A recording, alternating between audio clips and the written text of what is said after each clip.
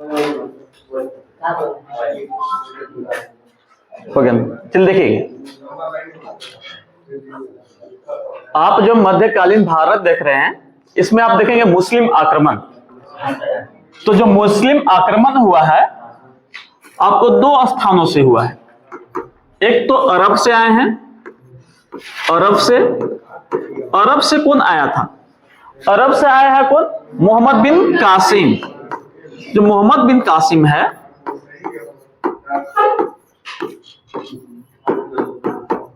मोहम्मद बिन जो कासिम है, ये अरब से आया है। और एक तो मुस्लिमों का जो आक्रमण भारत पे हुआ है वो तुर्क से हुआ है। कहां से हुआ है? तुर्क से हुआ है।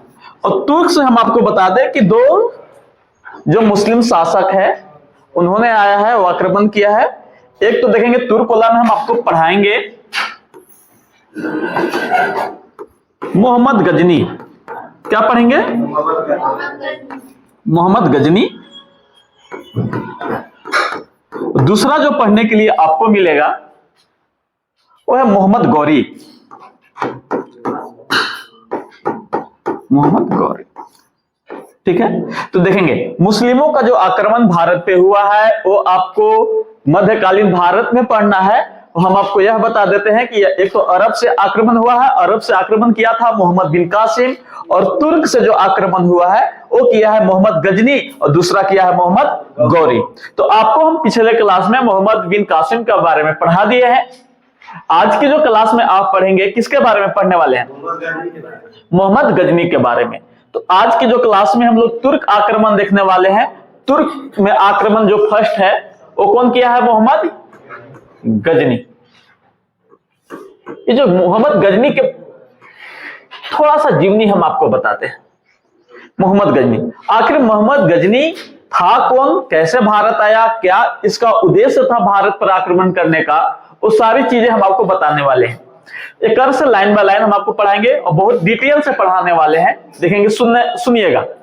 सबसे पहले देखेंगे ये जो गजनी साम्राज्य है, एक गजनी साम्राज्य है, गजनी साम्राज्य, इसका संस्थापक कौन है? तो अल्पतगीन है। कौन है? अल्पतगीन। तो अल्पतगीन ने ही 932 ईस्वी में गजनी साम्राज्य का नींव डाला। तो आप देख रहे हैं कि जो गजनी साम्राज्य का नींव डालने वाला है वो कौन है? अल्पतगीन। कौन है? अल्पतगीन। कितना ईस्वी में? 932 ईस्वी में। आप यहां से और देखेंगे कि जो अल्पतगीन है, इसके बाद इसका एक गुलाम था, और गुलाम के बाद वो दामाद भी बन गया। क्योंकि अल्पतगीन की बेटी से जब शादी करेगा ना, एक दास है या इसको लोग गुलाम बोलते हैं ना, जिसका नाम है सुबुक्तगीन। क्या नाम है? सुबुक्तगीन। इस सुबुक्तगीन जो है, ये जो है आपको जो शासक बनता है 977 ईस्वी के आसपास बनेगा। ठीक है। ये आखिर सुबुक्तगीन है कौन? तो हम आपको बता देते हैं कि सुबुक्तगीन है जो अल्पतगीन का दास है, गुलाम है। बाद में जब इसकी बेटी से शादी करेगा तो साथ ही साथ इसका क्या हो जाएगा? दामाद हो जाएगा। क्या हो जाएगा? दामाद। ठीक है। लाइन बाय लाइन आप लोग सुनते चलिए, हर एक चीज को हम आपको बता रहे हैं। गजनी साम्राज्य का नींव डालने वाला कौन था? तो अल्पतगीन। कौन है? अल्पतगीन। कितना ईस्वी में? हाँ, इराक के साइड में है। इराक है, अफगानिस्तान साइड ले लीजिए, वहां पे आपका साम्राज्य देखने के लिए मिल रहा है, विस्तार हो रहा है। ठीक है। अल्पतगीन के बाद जो शासक बनता है सुबुक्तगीन बनता है। सुबुक्तगीन जो है पहला बार प्रयास किया कि भारत पर आक्रमण करने के लिए। और इन्होंने क्या किया कि प्रथम तुर्क ऐसा है, प्रथम तुर्क है जिसने भारत पर आक्रमण किया ना। भारत पर क्या किया है? आक्रमण किया है।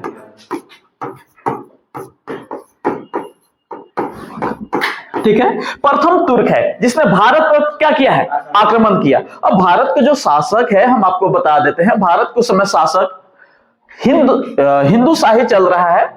और इसमें देखेंगे कि जब इसने आक्रमण किया ना, तो हिंदू शाही जो आपको हिंदूशाही है,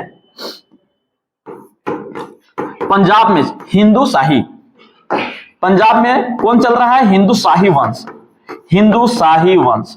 अब हिंदूशाही है कहां? पंजाब। कहां? कौन क्षेत्र में? अब यहां के जो शासक है जयपाल है। कौन है? जयपाल। तो जयपाल ने क्या किया कि सुबुक्तगिन को पराजित कर दिया। हम क्या बोले कि जब सुबुक्तगिन ने पहला बार भारत पर आक्रमण करता है तो पंजाब में एक वंश चल रहा है, उस वंश का नाम है हिंदूशाही वंश। कौन सा वंश है? हिंदूशाही वंश। और उस हिंदूशाही के जो शासक है, शासक का नाम क्या है? जयपाल। शासक का नाम क्या है? जयपाल। और जयपाल ने क्या किया? सुबुक्तगिन को पराजित कर दिया। ठीक है। अब देखेंगे जब सुबुक्तगिन पराजित हो जाता है इसके बाद सुबुक्तगिन के दो बेटे हैं। देखेंगे इसके दो बेटा है, दो पुत्र है। एक पुत्र का जो नाम है, बड़ा पुत्र जिसका नाम है मोहम्मद गजनी, जिसके बारे में हम लोग पढ़ना है। गजनी से आया था, पूरा नाम गजनी से आया है इसलिए इसका गजनी नाम पड़ गया है। ठीक है। और दूसरा जो है इसका नाम है इस्माइल। इस्माइल। ठीक है। आप क्या देख रहे हैं कि सुबुक्तगिन के दो पुत्र हैं जी। पहला पुत्र का नाम है मोहम्मद गजनी, बड़ा पुत्र है, छोटा पुत्र का नाम क्या है? इस्माइल। ठीक है। इस्माइल जो है, इस्माइल को शासक बना दिया गया है सुबुक्तगिन के मरने के बाद। जब सुबुक्तगिन की मृत्यु हो जाती है तो शासक कौन बन गया है? इस्माइल। इस्माइल एक्चुअल में छोटा बेटा है, उसका बड़ा बेटा कौन है? मोहम्मद गजनी है। ठीक है। इस्माइल शासक बनता है, लेकिन जो आपको मोहम्मद गजनी है महत्वाकांक्षी व्यक्ति है, साम्राज्य जो विस्तार करने वाला व्यक्ति है। इसने क्या किया कि इसने अपने भाई को हत्या करके या पराजित करके ना फिर से शासक बन गया ना। और ये जो आप देख रहे हैं सुबुक्तगिन, वो तो गजनी एक वंश इन्होंने बैठाया था, इसको हम बोलते हैं यामनी वंश। यामनी वंश, यामनी वंश। इस सुबुक्तगिन ही इसका संस्थापक है। ठीक है। तो यामनी वंश पर पहले तो शासक बनता है कौन? इस्माइल। लेकिन इसका जो बड़ा भाई है मोहम्मद गजनी इसको पराजित कर देता है और फिर शासक बनता है। 998 ईस्वी की आपकी बात है। 998 ईस्वी में यामनी वंश पर शासन करता है कौन जी? मोहम्मद गजनी। तो हम आपको आज मोहम्मद गजनी के बारे में ही पढ़ा रहे हैं। तो आज जो पढ़ेंगे किसके बारे में पढ़ेंगे जी? मोहम्मद गजनी। कि मोहम्मद गजनी आखिर था कौन, उसका जीवनी हम आपको बता दिए ना कि यामनी वंश है। अब देखेंगे ये जो मोहम्मद गजनी है एक इतिहासकार है। देखेंगे, सुनेंगे। इसका पहले उपाधि देख लेते हैं।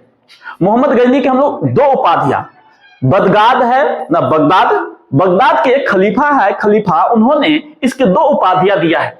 इसको अगर कहेगा कि इसका उपाधियां क्या है तो दो उपाधियां हैं। उपाधि समझते हैं ना? अरे उपाधि मतलब निकनेम, कुछ कार्य किया तो उसका नाम दे दिया गया है। ठीक है। दो उपाधियां है। एक तो है यामीन उद दौला, यामीन उद दौला। क्या नाम है पहला उपाधि जी? यामीन उद दौला। ठीक है। और दूसरा जो इसका उपाधि है यामीन उल मिला। क्या नाम है? यामीन उल मिला, यामीन उल मिला, उल मिला। तो इसका दो उपाधियां, बगदाद के जो खलीफा है, खलीफा के इसको जो धार्मिक गुरु है, उन्होंने दो उपाधियां मोहम्मद गजनी के दिया जी। पहला तो दिया यामीन उद दौला और दूसरा क्या दिया है? यामीन उल मिला। हम आपको बता दें कि इसका अर्थ क्या होता है। यामीन उद दौला के अर्थ कुछ होता है? बिल्कुल होता है। इसका अर्थ होता है साम्राज्य का दाहिना हाथ। तो यामीन उद दौला के अगर अर्थ पूछे कि इसका अर्थ क्या होता है तो इसका अर्थ देखेंगे बाबू, अर्थ ना क्या होता है जी? साम्राज्य का कैसा? दाहिना हाथ है, दाहिना हाथ। और दूसरा अगर आप यामीन उद मिलाह का अगर कोशिश करेगा जानने की तो इसका अर्थ होता है ना इस्लाम का संरक्षक। इस्लाम का क्या है? संरक्षक है, संरक्षक। ठीक है। तो दोनों का हम अर्थ बता दिए। पहला तो यामीन उद दौला का अर्थ देखेंगे साम्राज्य का दाहिना हाथ। अगर कहेगा कि यामीन उद मिलाह का अगर अर्थ देखिएगा तो क्या है? इस्लाम का संरक्षक है। इसका और उपाधि बाद में इन्होंने धारण किया है। सुल्तान का भी उपाधि धारण करेगा। ये दुनिया का पहला ऐसा शासक जो है जी जिसने सुल्तान का भी उपाधि धारण किया है।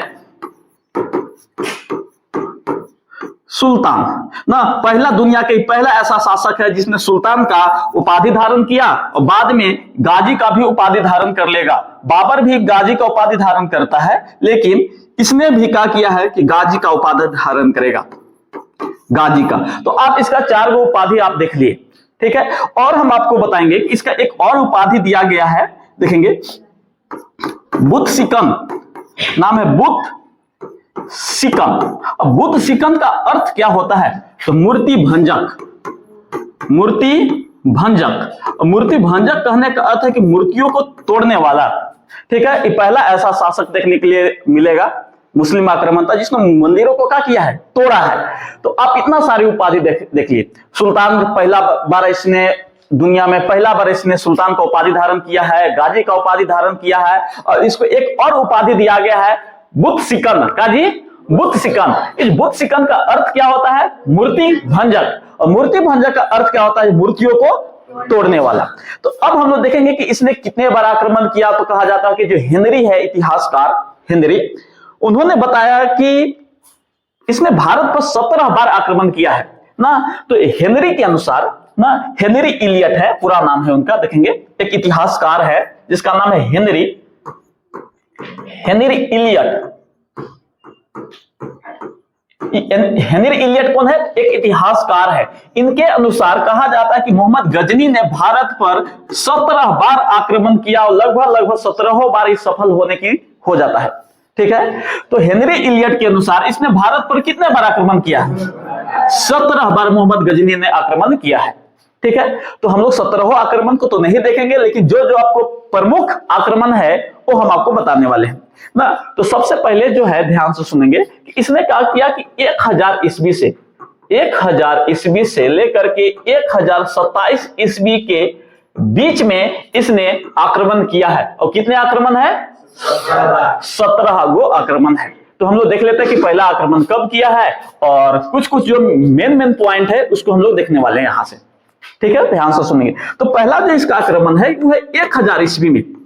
और जब 1000 ईस्वी में आक्रमण करता है तो अब भारत के सीमावर्ती क्षेत्र में आक्रमण करता है, जो पाकिस्तान वाला भी क्षेत्र है, जो पेशावर वाला क्षेत्र है वहां पे। तो इसने पहला बार 1000 ईस्वी में आक्रमण किया जी ना, सीमावर्ती क्षेत्र आप पेशावर ले लीजिए ना, पेशावर वाला जो क्षेत्र है उसने आक्रमण किया और वहां से धन दौलत को लूटा और फिर जाकर के गजनी चला जाता है। इसका 2 ही उद्देश्य है मोहम्मद गजनी का। अगर कहेगा कि इसको भारत पर आक्रमण करने का क्या उद्देश्य है, तो 2 उद्देश्य देखने के लिए मिलता है। पहली बात तो इसने क्या किया है कि धन दौलत को यहां से लूटना, पहला उद्देश्य यही था कि धन दौलत के यहां अपार धन संपत्ति है, इसको लूट के ले जाना। और दूसरी है कि इस्लाम धर्म को क्या करना है, प्रचार करना है, ठीक है। तो 1000 ईस्वी को देख लिए। दूसरा इसका अगर देखेंगे तो 1001 ईस्वी में इसने दोबारा आक्रमण किया ना। कहां आक्रमण करता है, तो पंजाब वाला क्षेत्र में। पंजाब में हम आपको बताएं कि पंजाब में हिंदू शाही वंश चल रहा है। कौन सा वंश चल रहा है, हिंदू शाही वंश। अब हिंदू शाही वंश जो है, यहाँ का जो शासक है जिसका नाम है जयपाल। क्या नाम है जी, जयपाल। एक बार हम आपको पहले बता दिए कि वही जयपाल है जिसने इसके पिता सुबुक्तगिन को पराजित किया था, ठीक है। अभी जस्ट तो बताए कि जो सुबुक्तगिन पहला तुर्क आक्रमण किया था, उसने हिंदू शाही के जो शासक है जयपाल ने उसको पराजित कर दिया। लेकिन जब मोहम्मद गजनी इस पर आक्रमण करेगा 1001 ईस्वी में, तो जयपाल इस युद्ध में क्या हो जाता है, पराजित हो जाता है। क्या हो जाएगा, पराजित। तो जब मोहम्मद गजनी 1001 ईस्वी में जयपाल को क्या कर दिया, पराजित कर दिया। अब इसके बारे में थोड़ा सा लोक कथा क्या है, यह सही बातें हैं कि इसने पराजित जब हुआ तो भारत का मात्र एक पहला शासक है जिसने आत्मदाह कर लिया। क्या कर लिया है, आत्मदाह कर लिया ना। इसने भी कसम खाया था, जैसे आप महाभारत में देख चुके हैं ना कि अभिमन्यु की जब मृत्यु होता है तो अर्जुन जो है कसम खा लेते हैं कि जब तक जयद्रथ को नहीं मारेंगे ना, शाम होने से पहले अगर नहीं मारेंगे तो हम क्या कर लेंगे, आत्मदाह कर लेंगे ना। तो लेकिन वो तो आत्मदाह नहीं किए थे। लेकिन इसने जयपाल जो है, जयपाल ना क्या कर लिया जी, पराजित होने के कारण बड़ा ही शर्मिंदगी महसूस हुआ और इसने क्या कर लिया, अपने आप को आत्मदाह कर लेता है, ठीक है। इसके बाद हम लोग और इसका आक्रमण देखते हैं। अब हम लोग आक्रमण देखने वाले हैं 1008 ईस्वी में। 1008 ईस्वी में, तो 1008 ईस्वी में इसने नगरकोट में हमला किया। नगरकोट आखिर कहां है देखेंगे, इसने 1000 नगरकोट है उस पर आक्रमण किया। ये नेपाल में है नगरकोट, और नगरकोट में यहां देखेंगे कि एक बहुत बड़ी मंदिर है जिसका नाम है ज्वालामुखी मंदिर। ज्वालामुखी मंदिर को इसने क्या कर दिया है, तोड़ दिया, ठीक है, और यहाँ के धन संपत्ति को लूटा भी। तो इसने क्या किया कि 1008 ईस्वी में किसने, मोहम्मद गजनी ने नगरकोट मतलब नेपाल, कहा है जी, नेपाल, काठमांडू में, ठीक है, उस पर आक्रमण करता है, ज्वालामुखी मंदिर को तोड़ देता है, ठीक है, और तोड़ करके इसको अपमानित भी करता है। क्या करता है कि टूटे हुए मूर्ति को ले जाता है और जहां उनकी मस्जिद होती है, मस्जिद के सीढ़ियों पर फेंकवा देता है, ताकि उस धर्म को क्या हो सके, अपमान हो सके। तो धर्म को अपमान करने की भी इसने कोशिश किया, ठीक है। दूसरी बात और देखेंगे, कहा जाता है कि इसका पहला ऐसा मूर्तिवाद के खिलाफ विजय माना जाता है। पहला बार इसने मूर्ति को तोड़ा, और कहा जाता है कि मूर्तिवाद के खिलाफ इसका पहला विजय माना जाता है 1008 ईस्वी में, जिसने ज्वालामुखी मंदिर को तोड़ा भी, और तोड़ करके उस टुकड़े को न उसके जो मस्जिद की सीढ़ियों पर क्या कर दिया है, फेंकवा दिया है, ठीक है। अगला हम लोग देखेंगे कि इसने फिर क्या किया कि 1014 ईस्वी में फिर आक्रमण किया। ये थानेश्वर पर आक्रमण किए। बोलिए कि थानेश्वर सर, थानेश्वर किसका राजधानी है जी, थानेश्वर। बताया थे कि हर्षवर्धन के पुराना राजधानी थी थानेश्वर, ठीक है। तो थानेश्वर पर आक्रमण करेगा, और वहां देखेंगे कि थानेश्वर के बाद वहां एक मंदिर है जिसका नाम है चक्रस्वामी की एक प्रतिमा है, इसको भी तोड़वा दिया, और तोड़ करके इसको देखेंगे इन लोग का जो रंग भूमि होता है, रंग भूमि मतलब नाचने वाला जो स्थान है, वहां इसको फेंकवा दिया, ताकि पैरों से क्या हो सके, कुचला जा सके, ठीक है। तो ये आपको धर्म के भी अपमान करने की कोशिश किया। अगला अब देखेंगे कि इसका एक और आक्रमण हम आपको पढ़ाए थे, देखेंगे, ध्यान से सुनेंगे। 1018 ईस्वी में, कितना ईस्वी में, 1018 ईस्वी में इसने कनौज पर भी आक्रमण किया। कनौज पर आक्रमण करते किया। यहां के जो शासक है जिसका नाम है राज्यपाल, क्या नाम है जी, राज्यपाल। तो कनौज के शासक राज्यपाल पर आक्रमण किया है, ठीक है। क्या हुआ,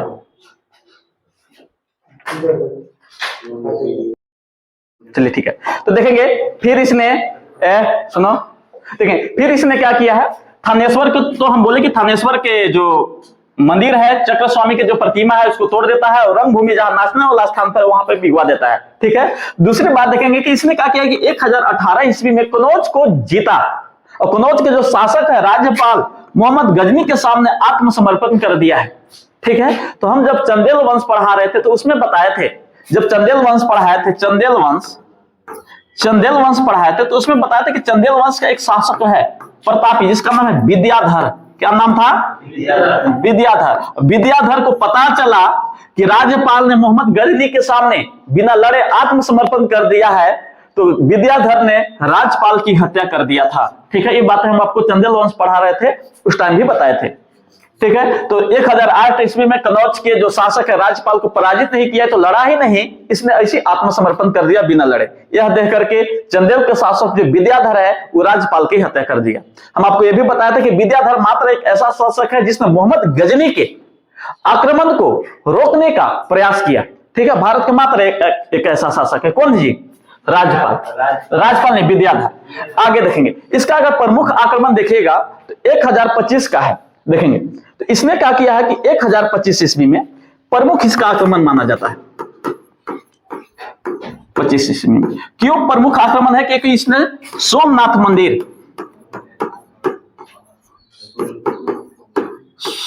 मंदिर को आक्रमण किया। ध्यान से सुनेंगे, अगर इसका जो सबसे प्रमुख आक्रमण है किसका, मोहम्मद गजनी का, तो कितना ईस्वी, 1025 ईस्वी को इसलिए प्रमुख माना जाता है क्योंकि सोमनाथ जो मंदिर है उस समय सबसे धनी मंदिर में से एक है, और यहाँ बहुत ज्यादा धन संपदा थी। तो मोहम्मद गजनी जब सोमनाथ पर आक्रमण करता है तो इसमें बहुत ज्यादा भ्रांतियां भी फैली हुई थी ना। यहाँ के जो पुजारी है, जो पुरोहित है, वो 500 के आसपास है, उनमें बहुत ज्यादा कथाएं थी कि अगर किसी को शराब देगा तो भस्म भी हो जाएंगी ना, इसलिए उस मंदिर की ओर ज्यादा कोई आता भी नहीं था। मोहम्मद गजनी को पता चलता है कि ऐसी ऐसी भ्रांतियां फैली हुई है, तो वो आता है यहाँ ना, बहुत ज्यादा धन संपत्ति है, और इसने क्या किया कि मंदिरों को तोड़ दिया।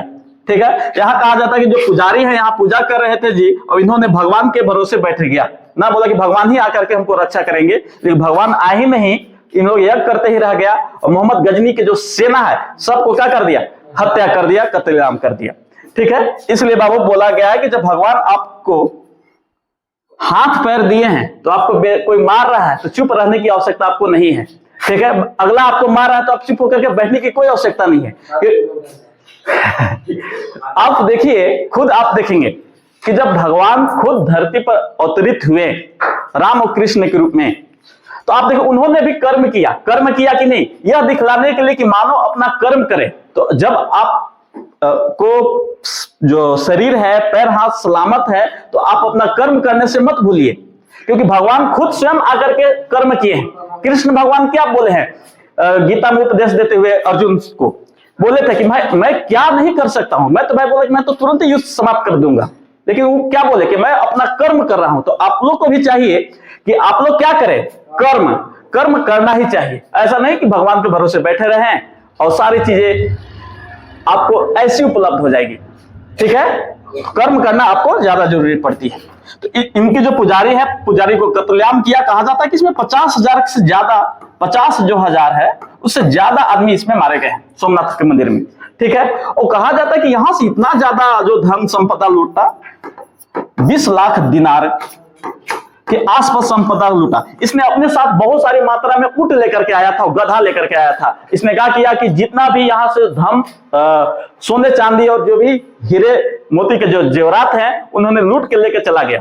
ठीक है, और हर एक घोड़ा पर लादा ना, घोड़ा था, हाथी था और गधा पे लाद करके लेकर के चला गया। ठीक है, दूसरी बात आप देखेंगे कि जब सोमनाथ पर, एक और क्वेश्चन आपसे क्या पूछेगा कि जब सोमनाथ पर आक्रमण किया उस समय गुजरात के जो शासक है, गुजरात में चालुक्य वंश चल रहा है, गुजरात में ही सोमनाथ मंदिर, वहां भीम प्रथम शासक है। शासक का नाम क्या है, भीम प्रथम को पुजारियों ने सूचित भी नहीं किया कि मोहम्मद गजनी की जो सेना है यहाँ पे आ रही है, क्योंकि उन लोग पर अपने शक्ति पर बहुत ज्यादा विश्वास था। ठीक है, अब हम लोग देखेंगे कि गुजरात में चालुक्य वंश चल रहा है, चालुक्य या सोलंकी वंश बोलते हैं, वहां के शासक भीम प्रथम है। और भीम प्रथम जो है देखेंगे ये तो लड़ा ही नहीं, आक्रमण किया उस समय शासक था गुजरात का। ठीक है, अब एक बात और हम आपको बता दें कि जब इस सोमनाथ के मंदिर को लूट करके जा रहा था तो बीच में लुटेरा मिल गए, जाट। कौन मिल जाता है जी, जाट। तो जाट लोग ने क्या किया कि इससे लूटे हुए धन को उनसे लूट लिया। जैसे हम आपको बता रहे हैं कि मोहम्मद गजनी जब घोड़े और हाथी पर और ऊंट पे, हाथी नहीं था ऊंट था, क्योंकि रेगिस्तान में ज्यादा ऊंट ही चलता है, तो ऊंट पर लेकर के जा रहा था, तो बीच में कौन रोक लिया, जाट लोग। कौन रोक लिया, जाट। इस जाटों का जो समूह है आक्रमण करता है जी, और कुछ जो सोना है ना, क्योंकि जो कुछ जो सोना है वो क्या कर लेता है कि जाट लोग लूट लेते हैं। मोहम्मद गजनी को बहुत ज्यादा गुस्सा आया, सोचा कि अभी तो हम कुछ नहीं कर पाएंगे, क्योंकि बहुत ज्यादा धन संपदा लेकर जा रहा था, समझदारी दिखाया कि बहुत सारा है, अगर अभी लड़ेंगे तो जो है वो खत्म हो जाएगा।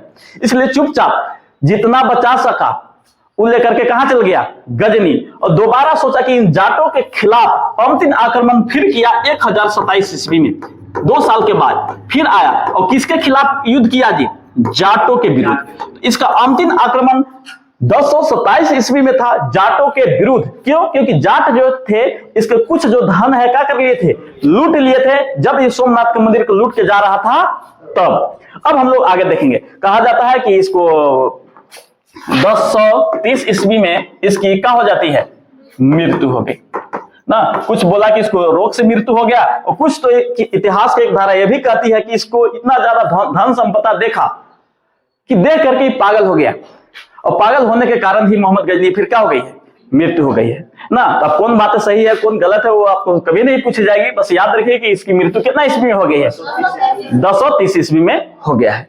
और हम आपको बता देते हैं थोड़ा सा इसके बारे में। इसके शासन काल में ना राज कवि रहते हैं, इसके दरबार में दरबारी कवि हम आपको लिख देते हैं।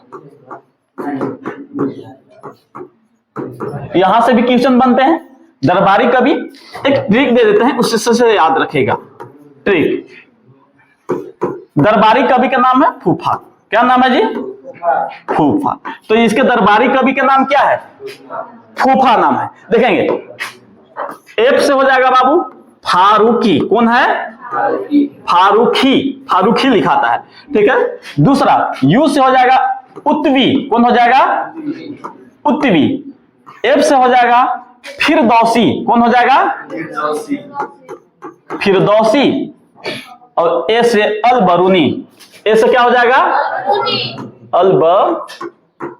अलबरूनी। ठीक है, तो इतना आप याद रखेंगे।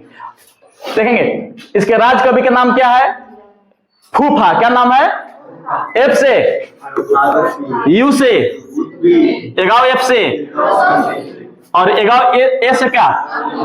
अलबरूनी। अब देखेंगे यहां से भी कुछ कुछ क्वेश्चन आपसे पूछेंगे कि जब राज कवि है, दरबारी कवि है, तो कुछ न कुछ ग्रंथ लिखा होगा, और यहां से क्वेश्चन भी आपको बहुत ज्यादा बन जाता है। इन्होंने एक किताब लिखा जिसका नाम है, हम आपको बता देते हैं, नाम है किताब ए यामनी।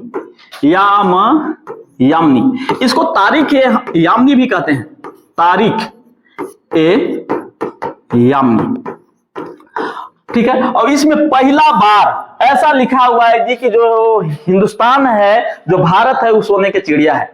अब ऐसा नहीं कि यहाँ चिड़िया सोने की उड़ रही थी। कहने का अर्थ है कि भारत में बहुत ज्यादा मात्रा में क्या थी? सोना थी। क्या थी? सोना। इसने पहला बार अपने किताब ए यामनी, तारीख ए यामनी में क्या लिखा कि भारत जो है, भारत क्या है जी? सोने का चिड़िया का जिक्र किया है, ठीक है। अब देखेंगे फिरदौसी ने भी एक किताब लिखा जिसका नाम है शाहनामा। ये क्वेश्चन आपको बहुत बार पूछा है, इसको याद भी रखेंगे। शाहनामा। तो फिरदौसी के पुस्तक का नाम क्या है? शाहनामा। और अलबरूनी ने भी एक पुस्तक लिखा है जी जिसका नाम है किताबुल हिंद। किताबुल हिंद ना, तहकीक ए हिंद के नाम से भी जाना जाता है, किताबुल हिंद, ठीक है। 11वीं सदी का इसको दर्पण भी कहा जाता है। 11वीं सदी का ना दर्पण कहा जाता है किसको? किताबुल ए हिंद का। तो आप देखें कि इसके जो दरबारी कवि हैं उत्वी ने क्या लिखा है? किताब ए यामनी या तारीख है। फिरदौसी ने क्या लिखा है? शाहनामा। और अलबरूनी ने क्या लिखा है? किताबुल हिंद ही लिखा है। इसको तहकीक ए हिंद के भी नाम से जाना जाता है, किताबुल हिंद को। लिख लिया जाए आप? चलिए ठीक है, बंद कर दीजिए। चलिए आप लोग हेडिंग डाल दें।